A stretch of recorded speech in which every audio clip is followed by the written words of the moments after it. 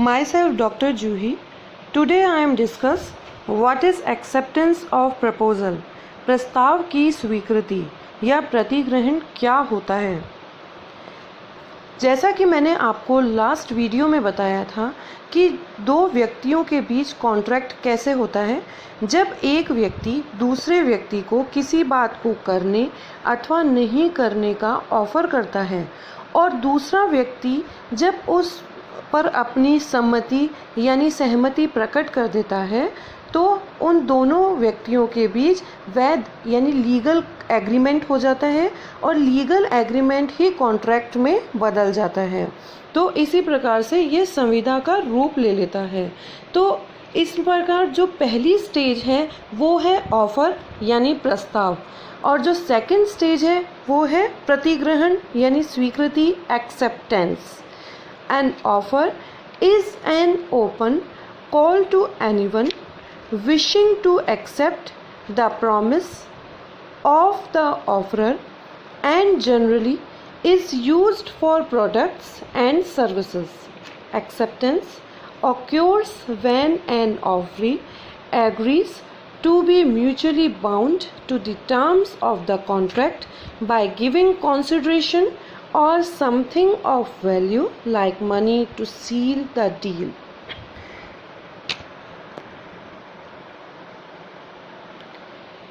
Acceptance. It is often said that acceptance is to an offer what a lighted match is to a barrel of gunpowder for a successful contract. There must be a valid offer followed by the offer being accepted. Let us learn more about the essentials of a valid acceptance. कोई भी contract में सबसे पहली stage होती है offer, second stage होती है acceptance. इन दोनों के बिना कॉन्ट्रैक्ट नहीं हो सकता है। तो कोई भी ऑफ़र तब तक वैल्यू नहीं रखता है जब तक कि उसकी एक्सेप्टेंस ना हो जाए। इसमें एक विलियम एंसन ने एक एक्सेप्टेंस के जो प्रभाव है उसकी इम्पोर्टेंस बताने के लिए कहा था कि it is like a lighted match is to a barrel offer what a lighted match is to a barrel of gunpowder. प्रस्ताव के लिए स्वीकृति का वही महत्व है जो बारूद की गाड़ी के लिए जलती हुई दिया सलाई का। मतलब प्रस्ताव की स्वीकृति हो जाने से ही वो जो प्रस्ताव है वो प्रॉमिस बन जाता है, वचन बन जाता है। बिना स्वीकृति के प्रस्ताव यानी ऑफ़र का कोई वैल्यू नहीं है। अकेला ऑफ़र यानी या अकेली एक्सेप्टेंस कोई इम्पोर्टेंस नहीं रखता है। दोनों का अलग अलग रहना किसी भी कॉन्ट्रैक्ट या एग्रीमेंट का निर्माण नहीं करता है। यदि बारूद को भीगने के लिए पड़ा रहने दिया जाए या बारूद की गाड़ी को दिया सिलाई लगाने से पहले ही हटा लिया जाए तो विस्फोट होने से बच सकता है। उसी तरह से अगर प्रस्ताव को जो ही स्वीकृति यानी ऑफ़र का जैसे ही एक्सेप्टेंस होता है तो ही जो ऑफ़र है उस एग्रीमेंट बन जाता है और जिसे पुनः दोबारा वापस ऑफ़र में नहीं बदल सकते हैं। किंतु अगर एक्सेप्टेंस देने से पूर्व ही ऑफ़र का खंडन करके अनुबंध का जन्म होने से रोका जा सकता है। इसी तरीके से जब तक ऑफ़र का एक्सेप्टेंस नहीं होता है ऑफ़र की वैल्यू नहीं रहती है और ऑफ़र का जैसे ही एक्सेप्टेंस हो जाता है वो कॉन्ट्रैक्ट एग्रीमेंट में बदल जाता है।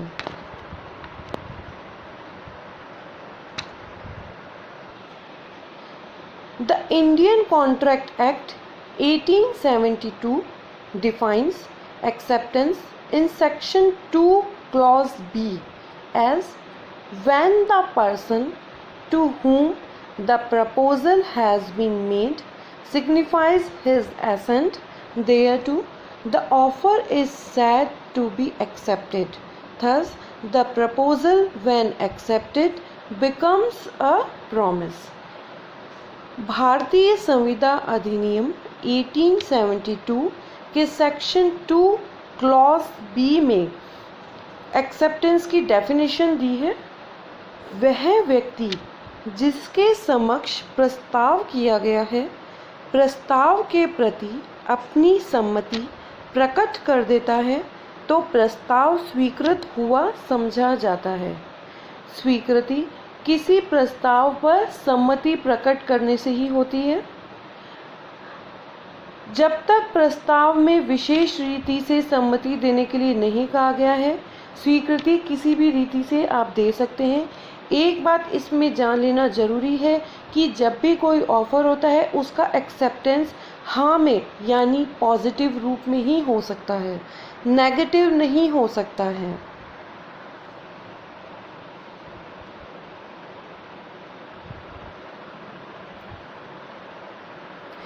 स्वीकृति एक्सेप्टेंस को मैं एक एग्जाम्पल दे सकते हैं हम।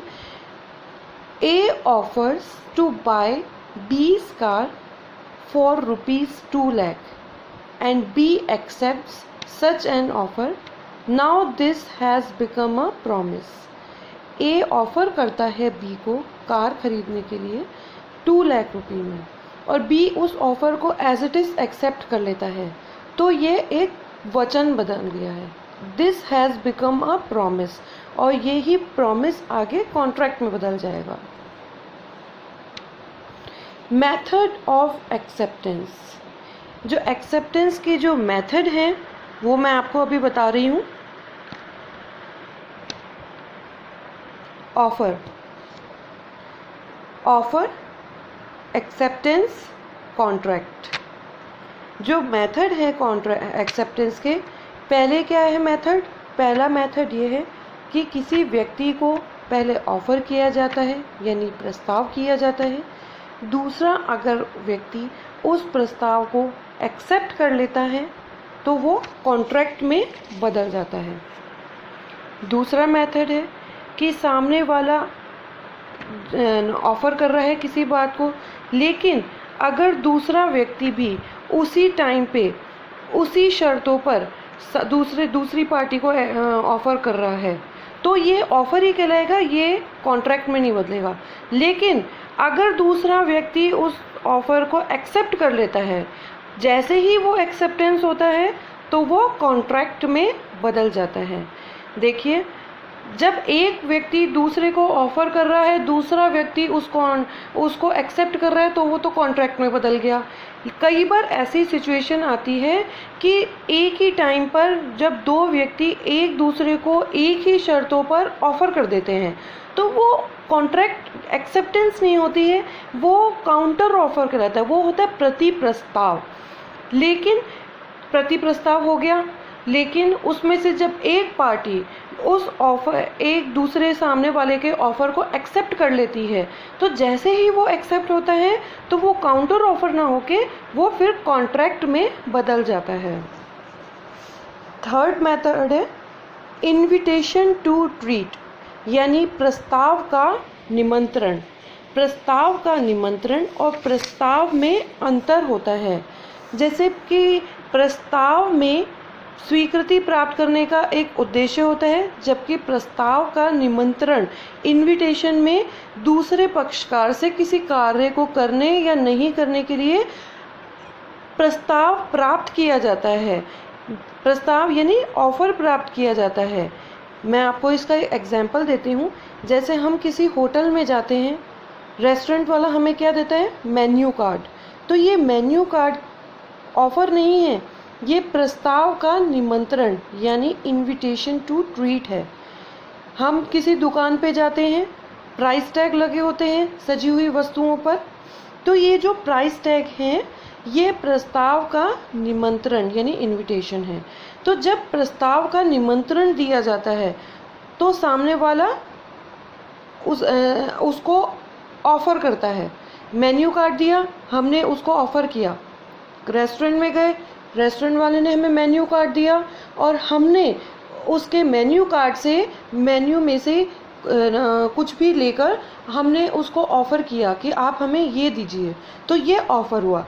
फिर रेस्टोरेंट वाले ने उस ऑफ़र को एक्सेप्ट किया, एक्सेप्ट करते ही कॉन्ट्रैक्ट बदल गया। हम किसी वस्तु के विक्रय के लिए एक कैटलॉग निकालते हैं, कैटलॉग कोई ऑफर नहीं है, वो प्रस्ताव का निमंत्रण है, इनविटेशन टू ट्रीट। तो इनविटेशन टू ट्रीट में पहले ऑफर किया, इनविटेशन टू ट्रीट दिया जाता है, फिर सामने वाली पार्टी ऑफर करती है। ऑफर करने के बाद जब एक पार्टी एक्सेप्ट करती है वो कॉन्ट्रैक्ट में बदल जाती है।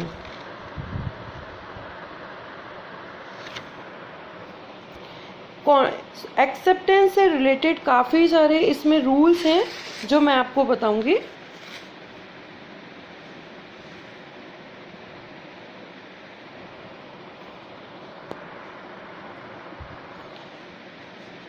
फर्स्ट है, acceptance can only be given to whom the offer was made. स्वीकृति उसी व्यक्ति द्वारा दी जानी चाहिए जिसे कि ऑफर किया गया है। In the case of a specific proposal to offer, it can only be accepted by the person it was made to. No third person without the knowledge of the offeree can accept the offer. दो तरह के offer होते हैं, एक तो विशिष्ट offer यानी विशिष्ट प्रस्ताव, एक सामान्य प्रस्ताव। मैंने आपको लास्ट टॉपिक में भी बताया था कि विशिष्ट प्रस्ताव यानी स्पेसिफिक ऑफर में हम किसी विशिष्ट व्यक्ति को ही ऑफर करते हैं। तो जब हम विशिष्ट व्यक्ति को, स्पेशल व्यक्ति को हम ऑफर कर रहे हैं तो एक्सेप्टेंस भी उसी व्यक्ति द्वारा ही दी जानी चाहिए। किसी दूसरे व्यक्ति द्वारा दी गई स्वीकृति नहीं मानी जाएगी। तीसरे व्यक्ति द्वारा अगर उस स्वीकृति दे भी देता है तो वो स्वीकृति नहीं मानी जाएगी। और एक ऑफर होता है जर्नल ऑफर यानी सामान्य यानी साधारण प्रस्ताव। इसमें क्या होता है कि सामान्य जनता या विश्व के समक्ष प्रस्ताव एक ऑफर रख दिया जाता है, तो उस सामान्य जनता में से कोई भी व्यक्ति उस ऑफर को जानकर स्वीकृति दे सकता है। तो है ना, जिसके भी जानकारी में वो ऑफर आता है, तो ऐसी स्थिति में कोई भी व्यक्ति उस ऑफर को एक्सेप्ट कर लेता है। When the proposal is a journal offer, then anyone with knowledge of the offer can accept it.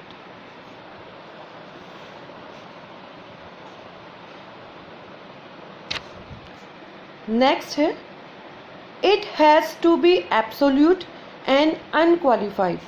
जो स्वीकृति है वो पूर्ण और शर्त रहित होनी चाहिए। यानी अगर प्रस्ताव में जो प्रस्ताव की शर्तें दी गई हैं तो उन पूरी शर्तों को सहित स्वीकृति दी जानी चाहिए। ऐसा नहीं होना चाहिए कि आधी शर्तें मानकर आप स्वीकृति दे रहे हैं। आपको एज इट इज़ ऑफर को एक्सेप्ट करना है, उसमें कुछ भी चेंज करके आप एक्सेप्ट नहीं कर सकते हैं। Acceptance must be unconditional and absolute. There cannot be conditional acceptance that would amount to a counter offer which nullifies the original offer. Let us see an example. A offers to sell his cycle to B for 2000 rupees. B says he accepts if A will sell it for 1500 rupees. This does not amount to the offer being accepted. It will count as counter offer. ये counter offer की category में आ जाएगा। जो स्वीकृति है वो पूर्ण होनी चाहिए, शर्त रहित होनी चाहिए। अगर शर्तों के साथ स्वीकृति हो रही है तो वो स्वीकृति वैलिड नहीं होगी। अगर इसमें ये एग्जाम्पल दिया गया है कि ए ऑफर कर रहा है बी को कि मैं आपको 2000 रुपीज़ में साइकिल बेच देता हूँ, लेकिन बी एक्सेप्ट तो कर रहा है, लेकिन वो कह रहा है कि मैं 1500 रुपीज़ में साइकिल लूँगा। तो ये एक्सेप्टेंस नहीं है, ये एक काउंटर ऑफर कहलाएगा। ये प्रति प्रस्ताव है, ये एक्सेप्टेंस नहीं है। तो एक्सेप्टेंस वैलिड तभी होगा, एक्सेप्टेंस कॉन्ट्रैक्ट में तभी बदलेगा जब वो एब्सोल्यूट और अनक्वालिफाइड हो।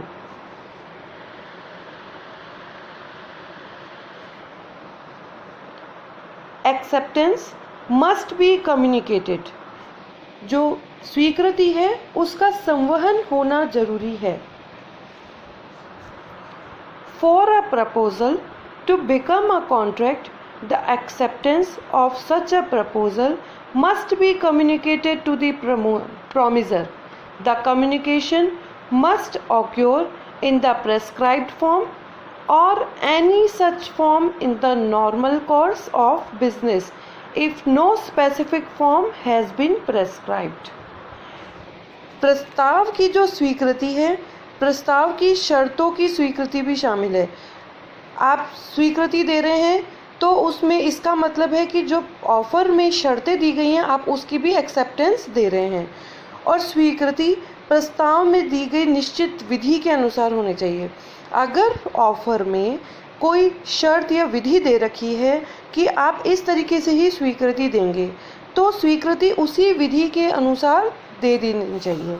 और अगर ऐसा है कि कोई विधि यानी कोई ऐसे स्पेशल नहीं दे रखा है कि आप इसी तरीके से आप ऑफ़र एक्सेप्ट करें, तो आप किसी भी उचित तरीके से यानी प्रचलित विधि से आप स्वीकृति दे सकते हैं। अगर कोई समय कोई टाइम भी दे रखा है तो उस टाइम के अनुसार दे दीजिए। अगर टाइम भी नहीं दे रखा है तो आप अपने वैलिड एक टाइम के अनुसार उचित समय पर स्वीकृति दे दें। और अगर for a proposal to become a contract the acceptance of such a proposal must be communicated. दूसरी एक बात यह है कि स्वीकृति का कम्युनिकेशन होना जरूरी है, यानी अगर प्रस्ताव की जानकारी में स्वीकृति का आना जरूरी है।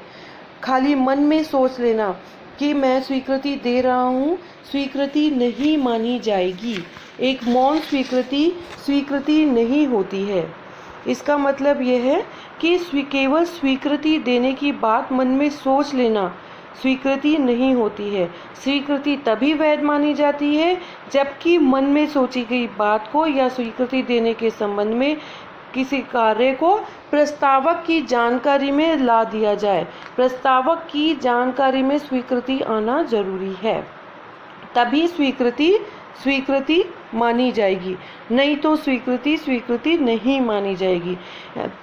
यदि प्रस्तावक द्वारा स्वीकृति की विधि आवश्यक तय की जा सकती है, किंतु मौन रहने को स्वीकृति नहीं माना जा सकता। जिस व्यक्ति के सामने प्रस्ताव दिया गया है यदि वह कुछ नहीं बोलता है तो स्वीकृति का लक्षण नहीं है। इसमें एक इम्पॉर्टेंट केस है हाजी मोहम्मद वर्सेस स्पिनर। अजय विजय को एक पत्र द्वारा अपनी गाड़ी 10,000 रुपये में बेचने का प्रस्ताव करता है। इस प्रस्ताव में आगे यह लिखा है कि यदि 10 दिन तक कोई उत्तर प्राप्त नहीं होगा तो मैं समझूंगा कि आप गाड़ी खरीदने को तैयार हैं। विजय कोई उत्तर नहीं भेज रहा है या अजय व विजय के बीच कोई अनुबंध नहीं बन सकता है, क्योंकि इसमें मौन रहना स्वीकृति का लक्षण नहीं है। इसका एक इम्पॉर्टेंट बात है। और इसमें एक इम्पॉर्टेंट बात है कि स्वीकृति सक्षम व्यक्ति द्वारा दी जानी चाहिए। स्वीकृति के वैध होने के लिए ये एक नियम बहुत महत्वपूर्ण है कि स्वीकृति का संवहन उचित व्यक्ति के द्वारा होना चाहिए जिसे स्वीकृति का संवहन करने का अधिकार हो। अगर उसे अधिकार नहीं है तो वो स्वीकृति नहीं मानी जाएगी। और एक वैलिड कॉन्ट्रैक्ट की सभी शर्तें एक वैलिड स्वीकृति पर लागू नहीं होती हैं।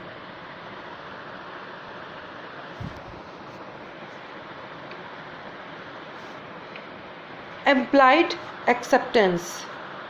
Section 8 of the Indian Contract Act 1872 provides that acceptances by conduct or actions of the promisee is acceptable.